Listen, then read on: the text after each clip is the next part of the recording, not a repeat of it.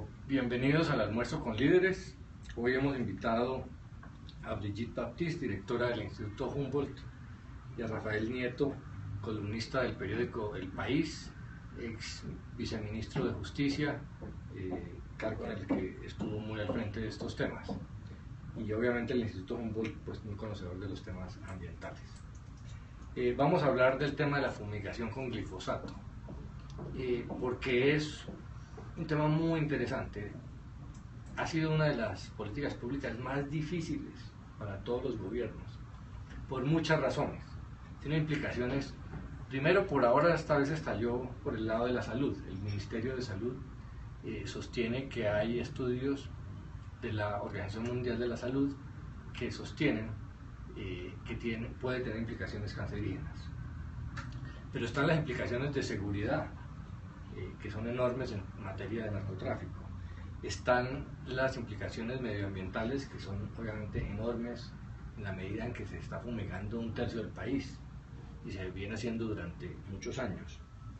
Están las implicaciones de política exterior, porque hay unos intereses no solamente en los Estados Unidos, sino en muchos países de que Colombia siga haciendo la tarea de reducir los cultivos ilícitos. Está el tema económico. Es costosísimo lo que se está haciendo. Hay estudios que dicen que no es rentable esa inversión, porque el informe, por ejemplo, del Centro de Seguridad y Drogas sostiene que hay que fumigar 9 o 10 veces una misma hectárea para de verdad erradicarla totalmente. Los resultados recientes son muy malos. Este año los informes son que están aumentando los cultivos, según la Casa Blanca en 40%, según informes de autoridades colombianas entre el 15 y el 20%, y además tiene implicaciones políticas. El procurador ha salido a decir que el gobierno es culipronto al tomar una decisión de estas. Increíble que esos sean los términos que se están tratando estas políticas tan serias. El expresidente Uribe sostiene que esto no es una decisión técnica y seria, sino que se le está cumpliendo las FARC, que es una condición de las FARC en el proceso de La Habana. Entonces terminó siendo una decisión importantísima, que lo va a hacer no solamente en Colombia, sino hacia afuera. Dentro del mismo gobierno ha habido muchas dificultades. El ministro de Salud tiene una posición, el ministro de Defensa tiene otra. El presidente ha planteado que se deben suspender. Ayer un parlamentario decía que hay traición del ministro del presidente en el tema. Entonces se está volviendo un tema muy interesante, porque es un tema de la época que tiene muchos retos. Entonces yo quisiera que empezáramos por ubicar a nuestros usuarios en el tema de por qué es bueno o por qué es malo, sabiendo que hay temas grises, y ojalá después lleguemos a eso, porque muy posiblemente a eso va a tener que llegar el país, encontrar una fórmula intermedia, porque pues parece que las dos extremas son difíciles, aunque eso no es mi papel decidirlo. Pero empecemos por las posiciones a favor y en contra. Gigi, ¿por qué es tan negativo seguir haciendo algo que se ha venido haciendo durante, no sé, cuántos años llevamos en esto? 15, fumigando más. Casi 25 años. Sin directamente afirmar que es negativo, porque desde el punto de vista de investigación uno siempre tiene que ser más cuidadoso, pero personalmente sí creo que es negativo. Es por lo mismo que acaba de mencionar, que llevamos demasiado tiempo utilizando una fórmula que es como la quimioterapia para tratar un problema grave de salud, y nos hemos quedado un poco en el tratamiento de shock, y realmente ya nos preocupan los efectos acumulados que teóricamente debían ser evaluados en el plan de manejo ambiental y tener monitoreo, seguimiento, pero desafortunadamente por lo mismo que es tan complejo acceder a las zonas que han sido fumigadas y no hay líneas de base suficientes, pues no tenemos ningún indicio de qué es lo que está pasando con el glifosato liberado en los ecosistemas durante todo este tiempo. Entonces esa es mi primera, digamos, resistencia, y creo que hay que agradecer la oportunidad de replantear el debate independientemente, digamos, de la fuente, porque el país tiene que cuestionar todo el tiempo sus decisiones. Los daños colaterales de la quimioterapia. Los daños colaterales de la quimioterapia, muy bien dicho. Rafael. Voy por partes y con el permiso de ustedes me extenderé un poquito más. El primer punto es aceptar que el debate es válido y que tiene sentido hacerlo. Pero el segundo, sostener que el debate actual se está planteando sobre las premisas equivocadas. Y voy a tratar de explicar por qué esa es mi posición. Lo que ha dicho el ministro de Salud es que hay un informe de una agencia que se llama Agencia para Estudios contra el Cáncer, IARC por sus siglas en inglés, que sostiene que el glifosato podría ser cancerígeno y que por tanto, en virtud del principio de precaución que enuncia la Corte Constitucional, el gobierno nacional debería dejar de hacer aspersión aérea. Esa posición tiene, en mi opinión, varias dificultades. La primera dificultad, el informe de la agencia no dice que sea cancerígeno, dice que posiblemente lo sea. ¿Es una agencia de dónde? Una agencia que se llama Agencia para Estudios contra el Cáncer, que está avalada por la OMS. No dice que sea cancerígeno, dice que posiblemente lo sea, y cuando dice que posiblemente lo sea es porque no hay pruebas en humanos suficientes como para afirmar que efectivamente lo sea. Ese es el primer punto. El segundo punto es que ese estudio dice que sería cancerígeno para básicamente un tipo de cáncer, que es el linfoma de No-Hodgkins, y no más, no lo extiende a otras posibilidades de cáncer. El tercer elemento que hay que tomar en consideración es que, contrario a lo que ha afirmado, por ejemplo, el ministro de Agricultura, ese estudio se refiere al glifosato en general. No habla de las aspersiones aéreas, habla del glifosato y punto.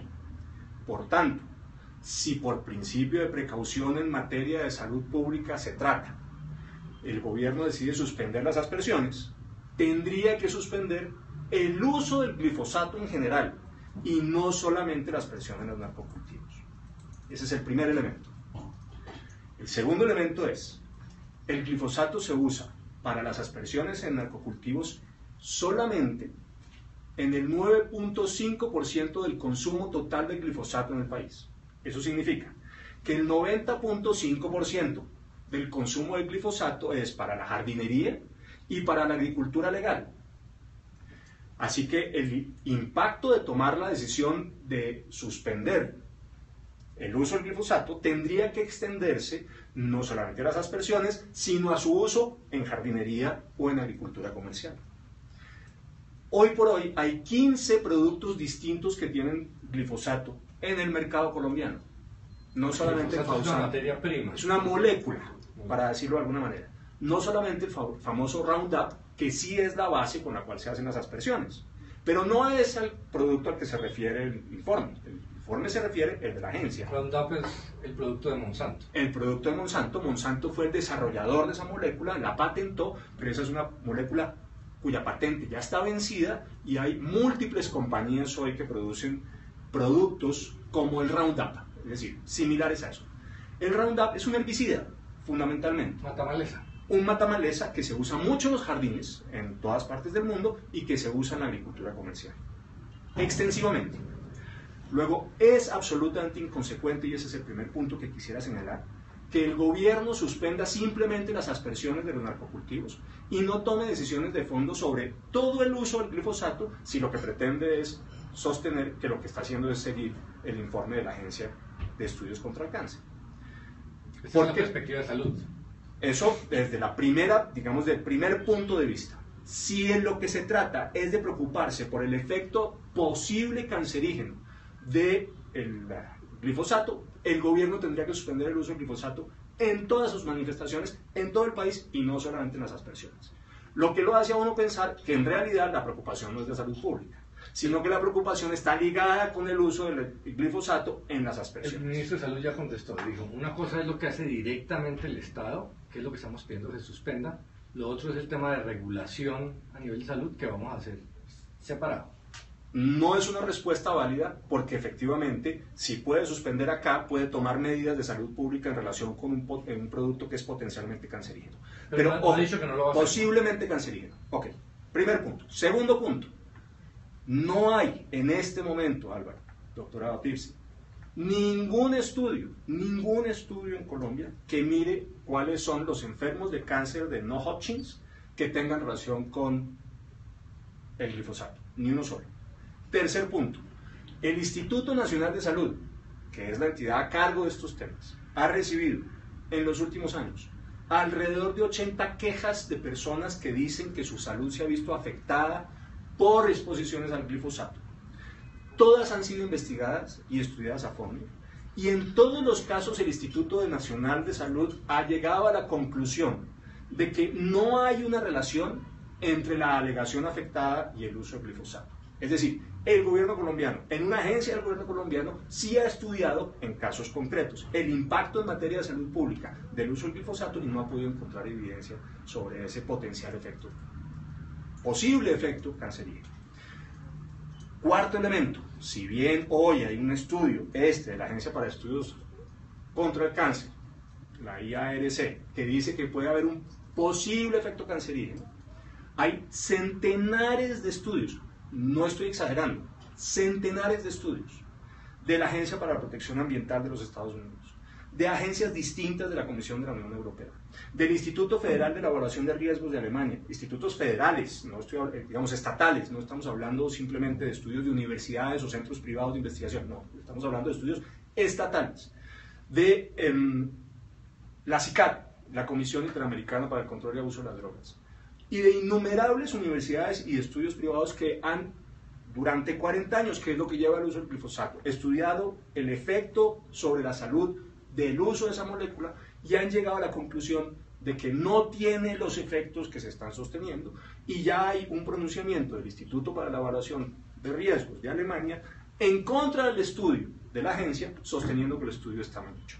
Lo que trato de decir es que tenemos un único estudio en este momento que habla de un posible riesgo cancerígeno enfrentado a centenares de estudios previos durante muchos años que dicen que no existe ese países estudio. donde está prohibido el uso del glifosato. El único país donde aire. está prohibido el uso del glifosato hoy por hoy es Rusia, y no más. Y Afganistán, No, en Afganistán no está prohibido. que no se permite la aspersión. No está prohibido, está prohibido en Rusia y en algunos municipios de México. Una decisión de los municipios, no una decisión del Estado mexicano. Y eso es lo que hay hasta hoy, no hay más. Ahora, no es lógico tampoco sostener que lo que tiene que prohibirse son solamente las aspersiones y no el uso general del glifosato. Eso no tiene un fundamento de carácter médico y el estudio, insisto, no dice eso. El estudio no se refiere al efecto de la aspersión, se refiere al uso general del glifosato y punto. Ahora, en esa categoría, una lista que se llama la lista 2A, Álvaro, hay además otras actividades y productos. Por ejemplo, soplar vidrio, una actividad propia de los vidrieros en Venecia, es posiblemente cancerígeno, está en esa lista. La actividad del peluquero, no me pregunten ustedes por qué, debe ser por los químicos que usan a limpiar Bueno, las actividades de los peluqueros son posiblemente cancerígenos según esa misma lista. Lo que trato de decir es... Pero hay no. entre un químico Absolutamente, que pero cae sobre la piel lo que trato de decir es están en la misma categoría y están en la misma lista, y por tanto hay que tomar distancia y cuidado frente a lo que dice ese informe. Para concluir en que, y aquí quiero redondear mis reflexiones sobre el tema de salud pública, en materia de salud pública me parece absolutamente apresurado, con base en este informe, llegar a la conclusión de que no se pueden hacer aspersiones, y además es ciertamente contradictorio con el resto de la política del Estado de no hacer nada en relación con el uso del glifosato en sus otras manifestaciones. Pero déjenme pasarme rápidamente al tema del principio de precaución. ¿Qué es lo que pretende el principio de precaución? El principio de precaución lo que pretende es preservar vidas y salud de las personas. Eso es lo que tiene sentido. Dice, si esto puede tener un efecto en relación con la vida y la salud de las personas, dejemos de usarlo hasta que tengamos la certeza de si es o no neutro. Ante la duda, abstente. Así es. Por supuesto. Muy bien. Eso tiene sentido. Pero miremos las alternativas. En los últimos 10 años, en tareas de erradicación manual, hubo 197 heridos y 197 muertos y 687 heridos.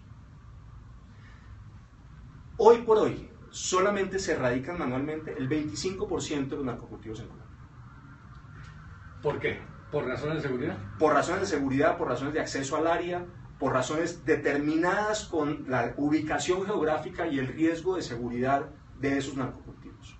Ese riesgo no ha bajado con las condiciones de seguridad. No ha bajado y ahora voy a mostrar, de hecho, ha subido. 197 muertos y 687 heridos. Que tendríamos que multiplicar al menos por 3 si empezamos a hacer la erradicación manual de los otros 75% que hoy se hace por fumigación. Primer punto. Es decir, aquí sí hay muertos y heridos de verdad. Quiero ver cuántos muertos y heridos hay con el linfoma que he señalado, para hablar del principio de precaución. Segundo elemento en relación con el principio de precaución. Sabemos que hoy por hoy, al menos el 60% de las finanzas de las FARC provienen de los narcocultivos. Y el resto va en todo caso para bandas criminales. ¿Qué significa el potencial aumento de los ingresos de las bandas criminales y de la guerrilla colombiana por cuenta de que no podamos hacer aspersión a él? Y si quieren, después entramos al debate de si se produciría ese efecto o no. Yo no tengo la menor duda. Pero ¿qué significaría? ¿Cuántos muertos y heridos más va a haber en Colombia, principio de precaución, por eliminar la posibilidad de hacer la fumigación y pasarnos solamente a la erradicación manual? Y por último, y el último elemento, también en materia del principio de precaución, ¿cuántas dosis de cocaína supone que se van a producir por no hacer la aspersión? ¿Y cuánto significarán en muertos y enfermos, drogadictos, que se pudieran haber evitado si seguíamos nosotros reduciendo la producción de coca y por tanto de cocaína a partir de la aspersión? Lo que trato de decir acá es que hay, en mi opinión, otros elementos, aún desde la perspectiva de la salud pública y el principio de precaución, que deberían darse en el debate y que por razones que yo no entiendo no se dan, y que me llevan de nuevo a pensar que al final la discusión no es en realidad una discusión de salud pública, sino que es una discusión de carácter político y que está ligado al proceso de Navarra.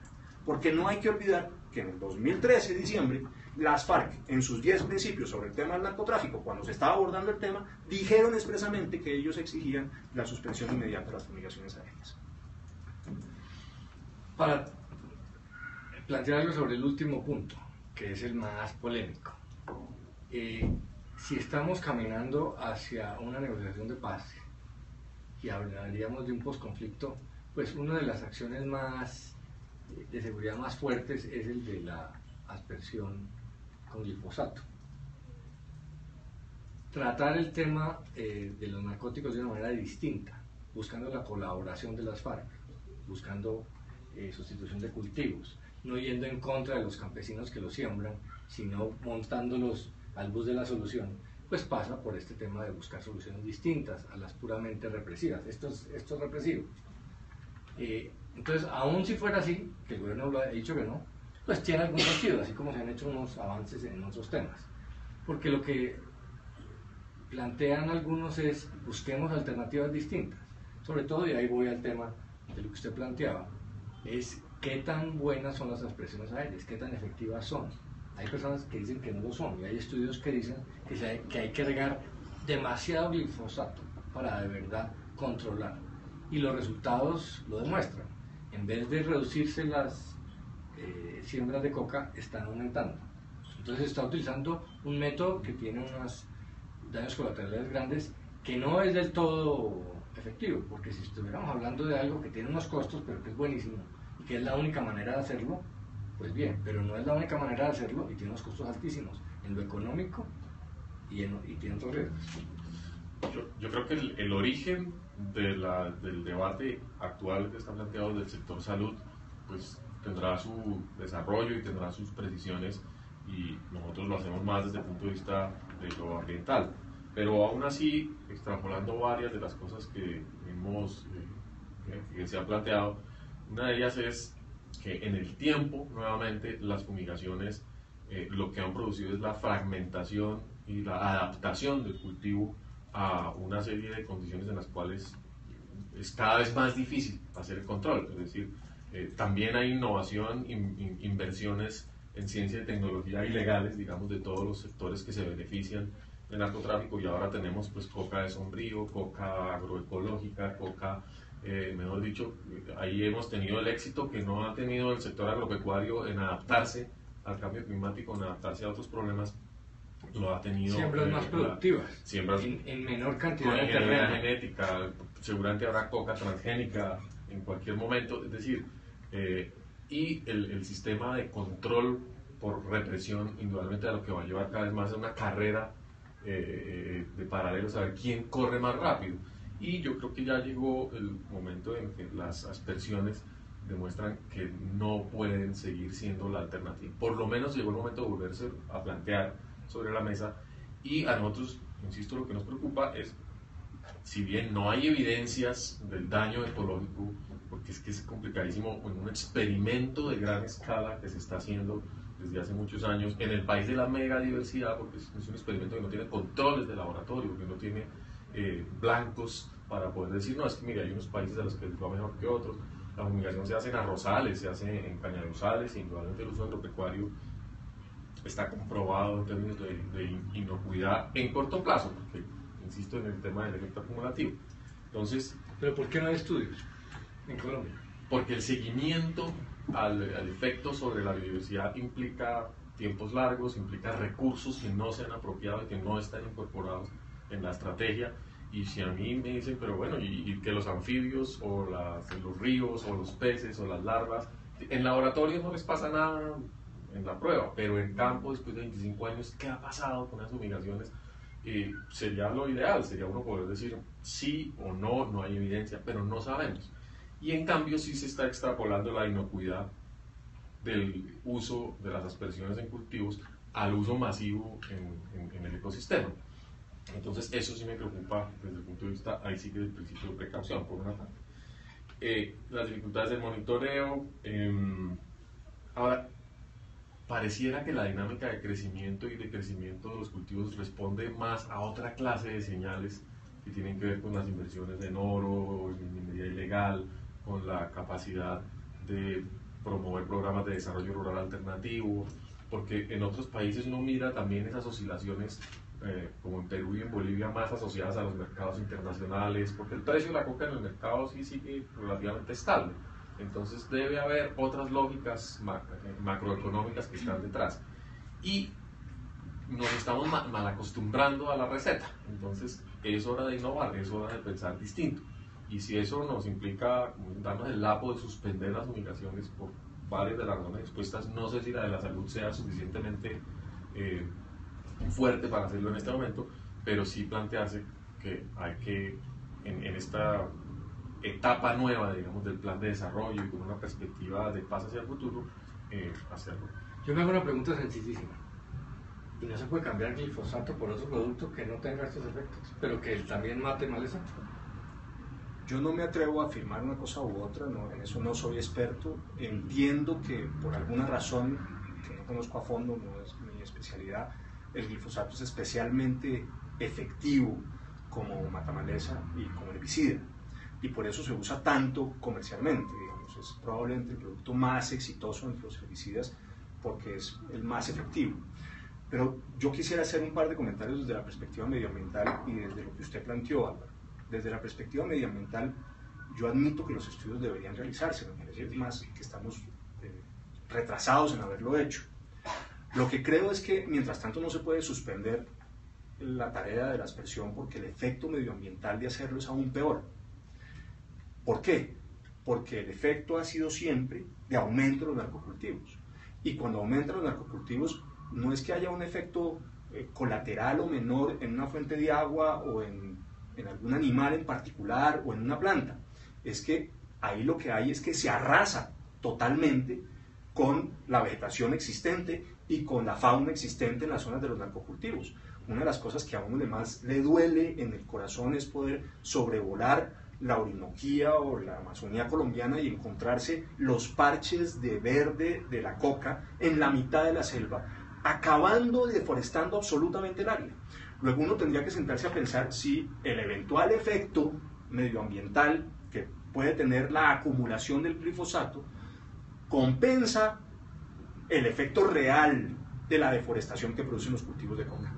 Ese es el primer punto. Pero el segundo, en relación con lo que usted planteó, pero en este tema, antes de pasar, lo que tengo entendido es que las siembras se mudan a los sitios donde no hay aspersión de glifosato. Entonces el glifosato obliga a ese campesino cocalero a que se vaya a otro sitio, destruya otro monte para allá voy, para sembrar, y allá llega, y entonces eso es ad infinitum, para allá voy, el movimiento de la siembra. Eso supone que haya que construir, como se han intentado construir, mecanismos de sustitución de cultivo que saque al campesino cultivador de coca de ese negocio ilícito y lo lleve a la legalidad.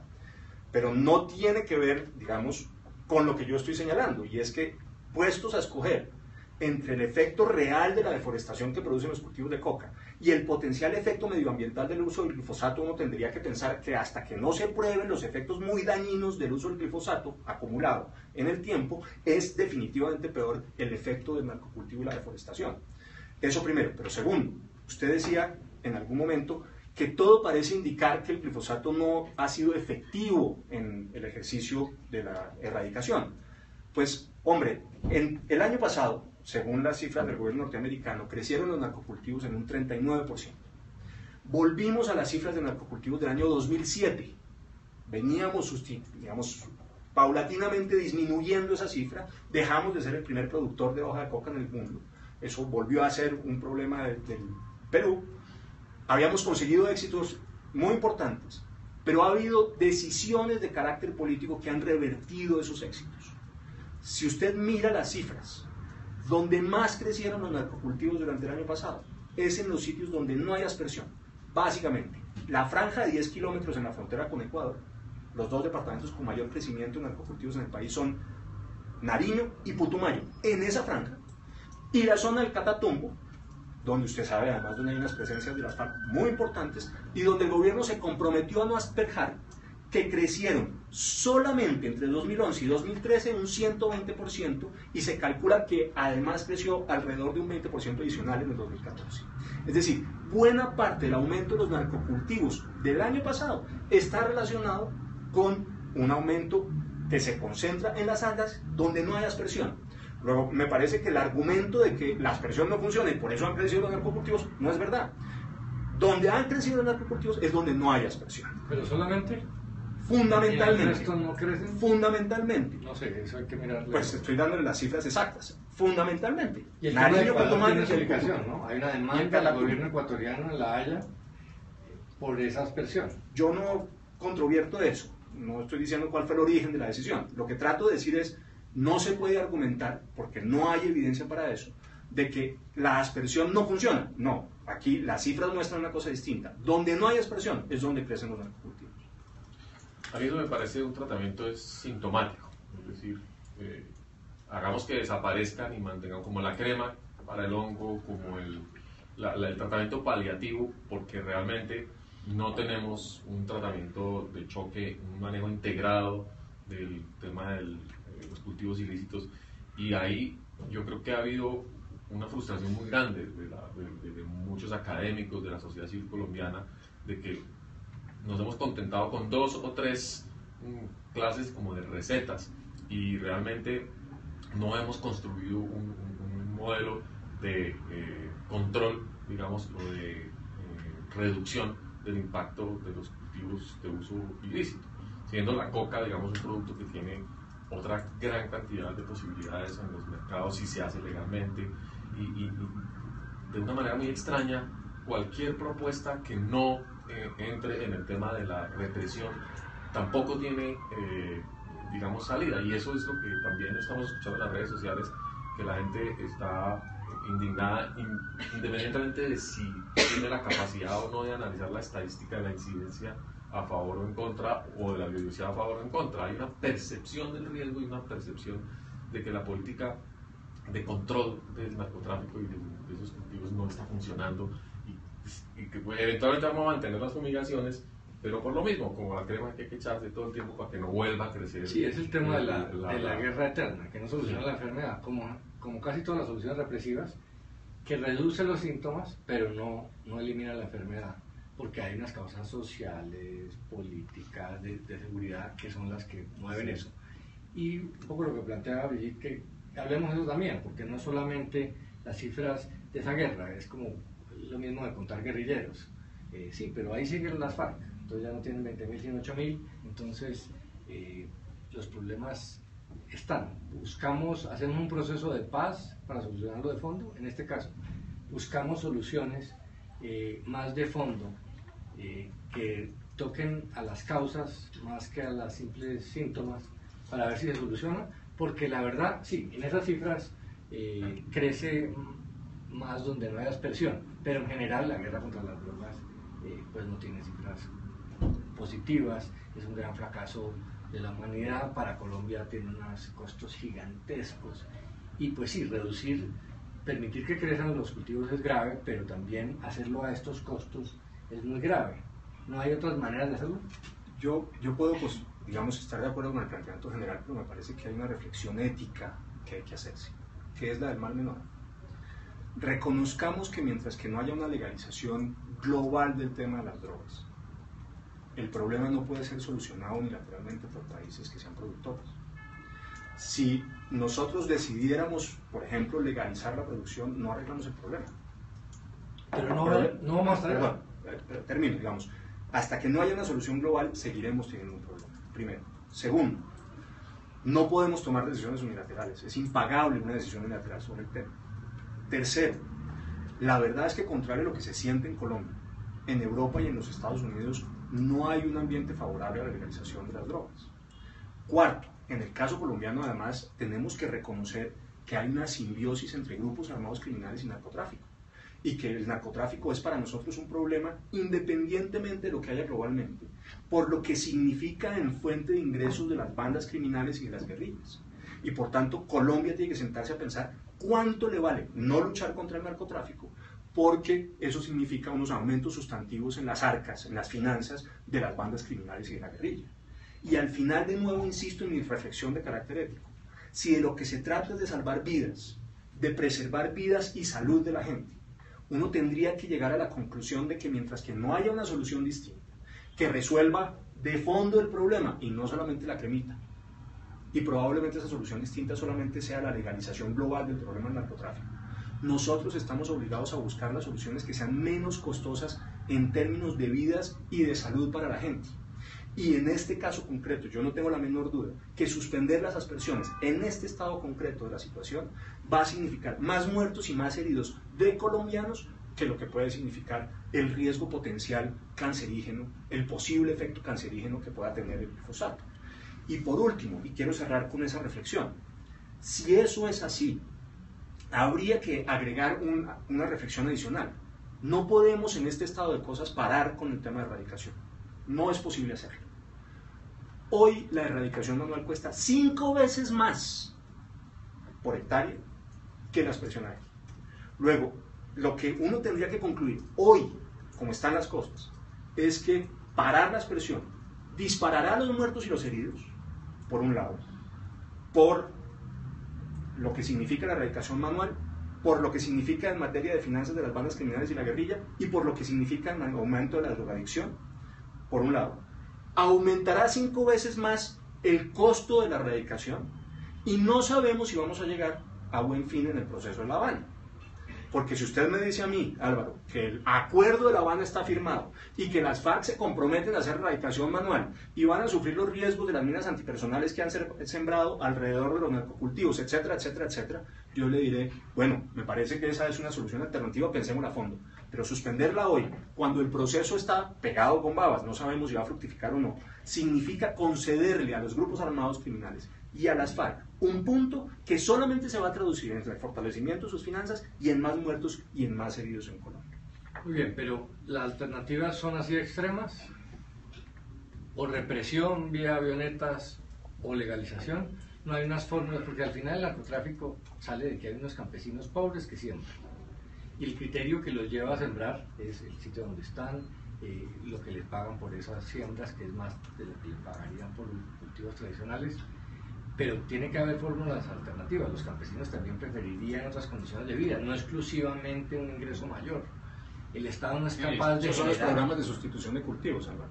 Combatir de otra manera, porque las formas más fáciles son o represión o legalización. Y generalmente las verdaderas soluciones no están en los extremos. Hay que hacer programas de sustitución de cultivos, pero los programas de sustitución de cultivos son muy difíciles de ejecutar, por varias razones. ¿Por qué no hemos avanzado más en eso? Entre otras razones porque al final usted tiene unos ingresos económicos mucho mayores cuando está vinculado a la actividad legal que cuando está vinculado al activo lícito en la producción de un cultivo cualquiera. y además usted tiene un producto como la coca que es muy resistente a los, digamos, a los desafíos medioambientales normales, y en cambio las cosechas de los productos comerciales están sujetos a un conjunto de variables que las afectan tremendamente. La coca como producto comercial sería maravilloso porque su resistencia es enorme. Claro, es enorme. Luego, al final, presentarle alternativas reales desde la perspectiva económica al campesino narcocultivador no es para nada sencillo, y ejecutar los programas es tremendamente difícil. Y usted tiene por el otro lado unas bandas criminales y unos guerrilleros que le están diciendo al campesino: no se pase para allá, va a ganar mucho menos, quédese aquí conmigo haciendo la actividad ilegal, que yo en todo caso le voy a pagar mejor. Luego, es verdad que uno tiene que fortalecer mucho más los programas de sustitución de cultivos, pero también tiene que asumir la realidad y no ser ingenuo, sabiendo que esos programas no serán suficientes para acabar la actividad ilícita, como no lo vienen siendo a pesar de los esfuerzos que se han realizado. Y no estoy diciendo que los programas no sean mejorables, lo son, sin duda.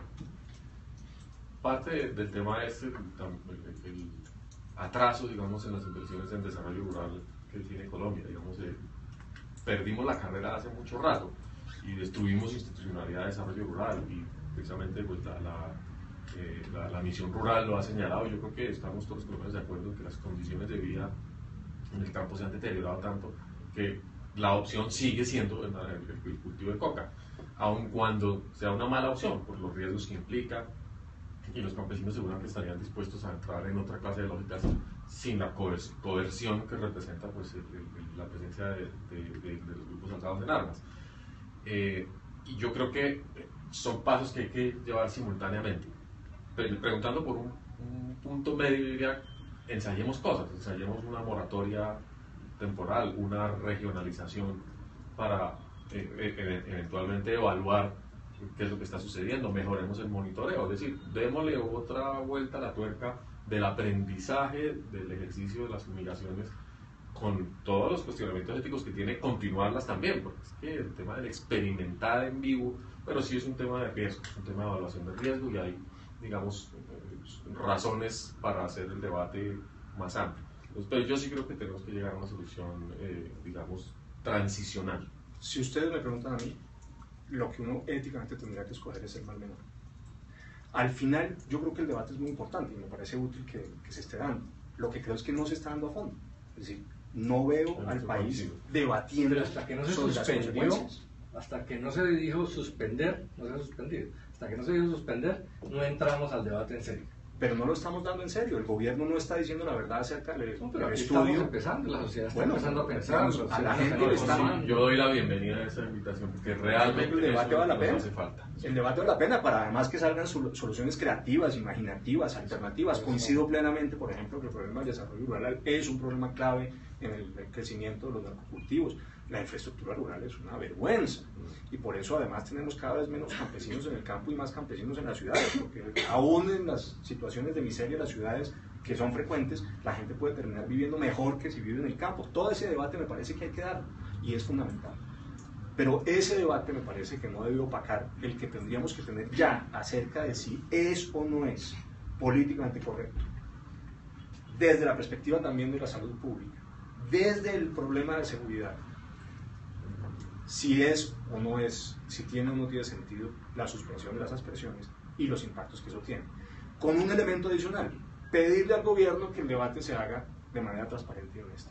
¿Qué quiero decir con esto? El gobierno tiene que decir que ese informe no dice que hay que parar las aspersiones, que no se refiere a las aspersiones, sino que se refiere al glifosato en general, que no dice que sea cancerígeno, sino que posiblemente lo sea, y que además el gobierno que posiblemente lo es, y que por eso hay que tomar depende con quién lo diga, y depende lo que había el ministro de Salud. El ministro de Salud sí lo ha dicho con precisión, pero es el único que ha hablado con precisión sobre el tema, y que además se discuta el por qué solamente las aspersiones se suspenden, pero no se suspende el uso general de las fumigaciones aéreas con glifosato, o el uso del glifosato en general, porque el estudio se refiere al glifosato y no a las aspersiones. Hagamos ese debate y hagámoslo bien.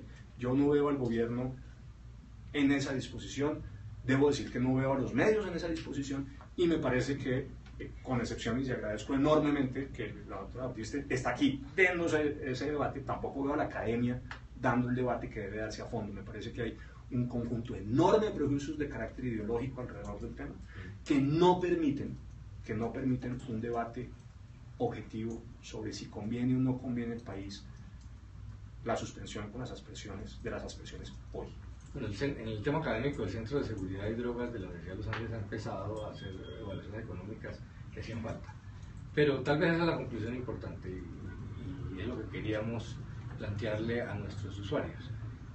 La complejidad del tema, la necesidad de debatirlo a fondo, de encontrar soluciones alternativas, porque ni suspender ni continuar es lo mejor, y que empecemos a evaluar el tema de una manera más compleja. Entonces, muchas gracias a nuestros invitados, yo creo que ha sido muy ilustrador, yo aprendí mucho, Muchas gracias por por la usuarios invitación. también, y acá los volveremos a invitar a hablar de estos temas. Muchas gracias por la invitación.